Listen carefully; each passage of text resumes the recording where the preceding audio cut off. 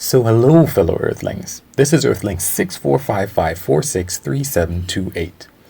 And this piece is about me falling for Bjorn Lomborg's spiel, his ideas about climate change. They're not, I'll get into it. So, as usual, I am Earthling, yada yada yada. I have lost and kept off more than 80, 70 pounds for more than 5 years from my highest, heaviest weight. I have MBA, I have a computer science degree. I have traveled to some cool places like Tokyo, Japan, and Caracas, Venezuela, and the Grand Canyon. Really cool places. And that's it for me. So Bjorn Lomborg, I think I saw his like a TED talk maybe that he gave a long time ago. And basically he's a Swedish guy who gives talks on, maybe he has an economics background, where he's basically saying, hey, don't waste all this money on climate change. That money would be better served helping less developed countries, the poor, and yeah, it's not really going to be as bad as you think it's going to be. It's not to say that he doesn't believe in climate change. He says, according to him, that he's gone and he's seen the IPCC's data, and all these hurricanes that we think are going to happen, not really. All these droughts that we think are going to happen, not really. And as a matter of fact, all of the bad things that are likely to happen through climate change, not only are we going to be able to figure them out, what we're going to also be able to do is they're not going to really be that bad, because all those people who are going to move as a result of extraordinary increases in heat levels in certain places, as a result of sea level rise, people will adapt, animals will adapt, we will adapt.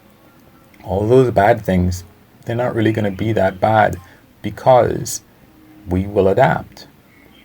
And, I think, again, this a long time ago, I heard someone speaking just like him. And I believe I've never heard anybody else talk like him. So I kind of internalized that, and I was like, maybe that makes sense. Maybe that's true.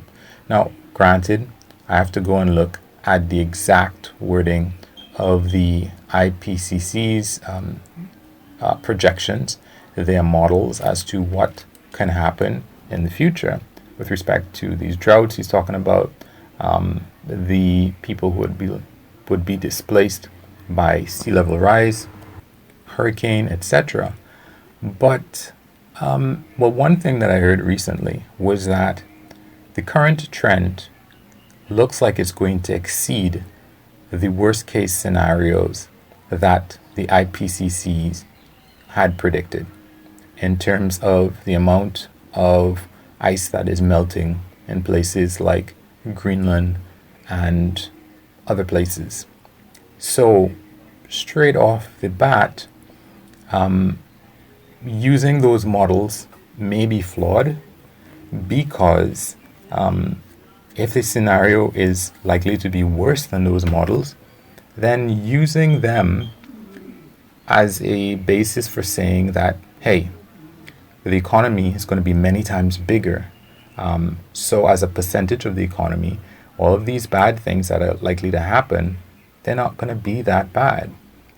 People are going to move, etc. And hey, instead of spending those trillions of dollars to completely reduce or send our emissions to zero, what we really should do is help people.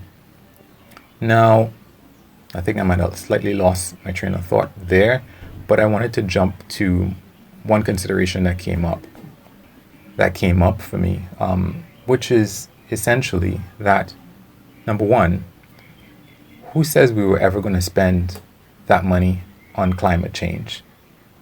Because I think I agree with Bjorn Lomborg definitely, this is a very, very expensive venture. It's definitely, if we were to really, really go for net zero emissions, that's going to be really, really expensive. I think it was on order of, for the global economy, something like $75 trillion, something like that. And whereas the global economy's actual GDP is something like 85. So it's like an entire year's worth of every last transaction and economic activity being funneled into climate change in order to us for us to actually achieve our goals, at least according to the study by Yale, some people at Yale. So yes, I agree with Bjorn. It's going to be really, really expensive. Where I disagree with him is this idea that we are actually going to spend that money. Nobody is making a move to spend that money. So I think to suggest that we, hey, shouldn't spend that money because the money would be better served in other, in alleviating the lives of people who are poor and, malnourished and have diseases and all these other things as their main problems. I think it's kind of, it's why are you even talking about this? It's like me saying, hey, we have all these nuclear weapons, we shouldn't blow up the world. It's a possibility that could happen. We could have a nuclear war. It doesn't seem likely, and it seems as silly to suggest that the world is going to actually do that. The next point is that, okay, let's say the world was actually going to do that.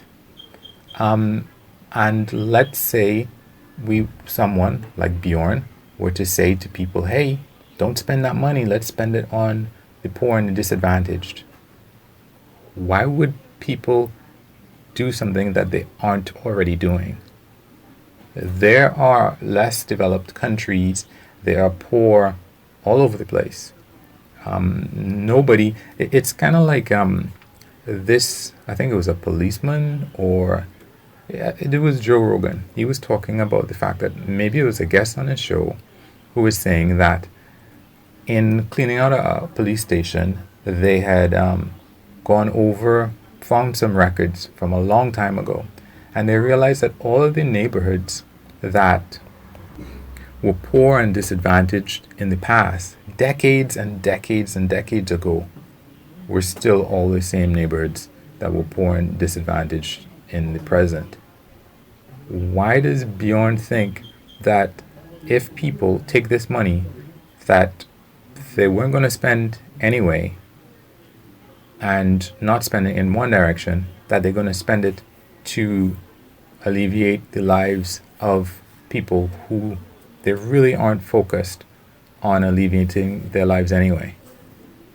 Normally, what people do is, especially, the very wealthy, even Bill Gates. I love Bill Gates, but a lot of times when he invests in these things in order to help them to get off the ground, like he might invest in nuclear power, nuclear research, or he might invest in, specific toilets or vaccines or whatever, he's still looking for a return on the money.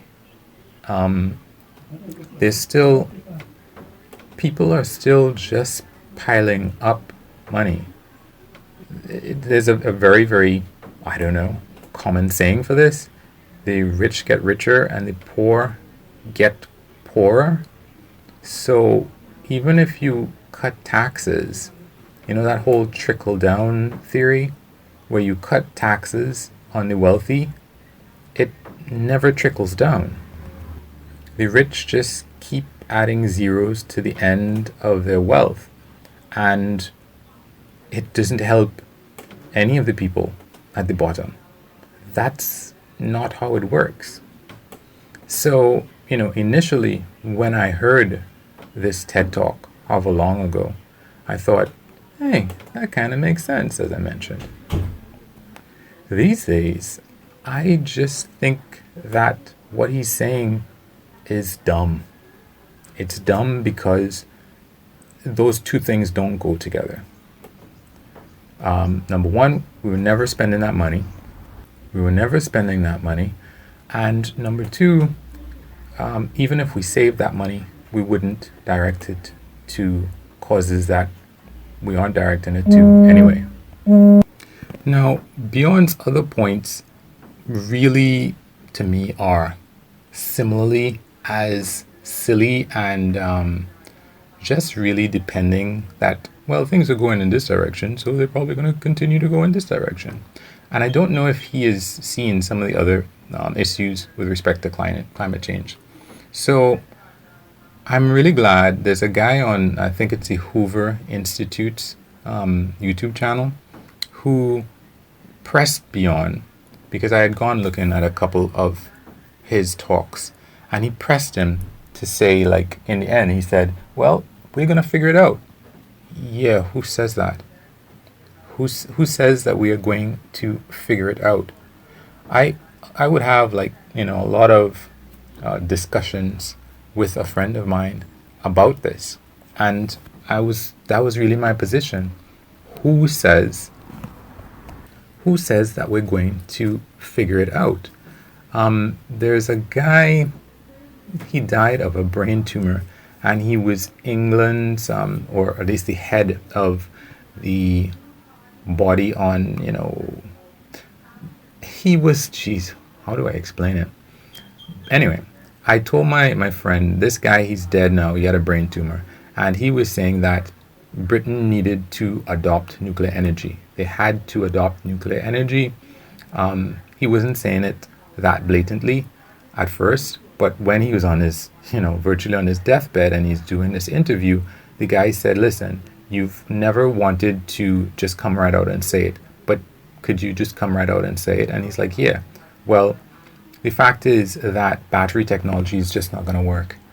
We are not going to be able to use pumped hydro or anything like that without using, a significant amount of land over the whole of the UK. We just aren't going to be able to save the energy that we need to save in order to achieve the results that we need using like solar panels or wind or any one of these things. It's just not going to work because we need energy when there's no sun, we need energy when the wind isn't blowing, etc.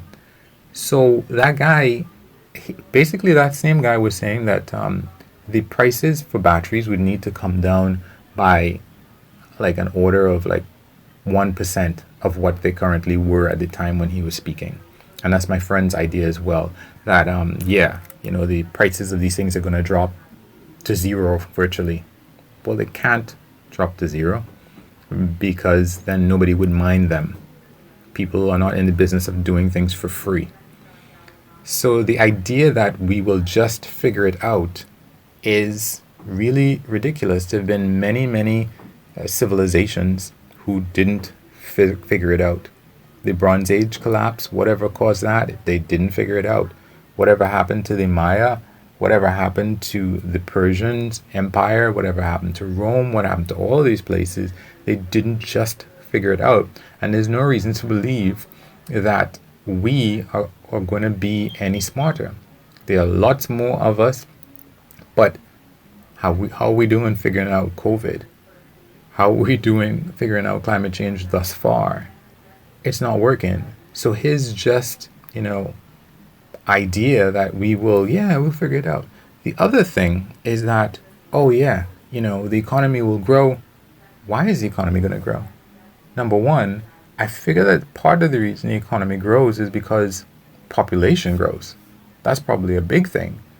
But across the world, the population growth has been stalling all over the world, and most definitely in developed countries. So this idea that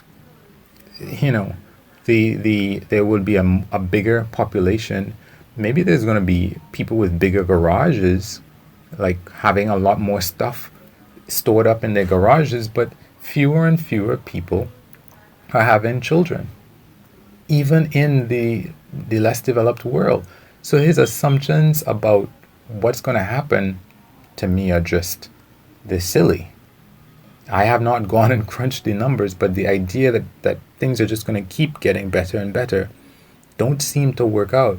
In addition to that, there's some things with respect to is there an Atlantic current that basically the currents that keep the temperature of the world what it is and prevents us from having things like ice ages and whatever. There are big currents that move. And with all of that water that is melting from Greenland and some of these other places, that may disrupt that current. And nobody knows what's going to happen, how likely that is to happen, anything like that. So it just seems like, honestly, Bjorn, if he really believes in his position, I don't know. It really seems to me as if, hey, this is how I make my money, so I'm just going to go around saying this stuff. And I personally can't believe that somebody who's supposed to be so intelligent is putting forward these arguments and just kind of like sticking them together when they don't really seem to add up together. They don't. They seem to fall apart. Anyway, that's my point of view on Bjorn Lomborg, and feel free to like, dislike, any of that good stuff. And yeah, that's it for me. Have a good one. Peace.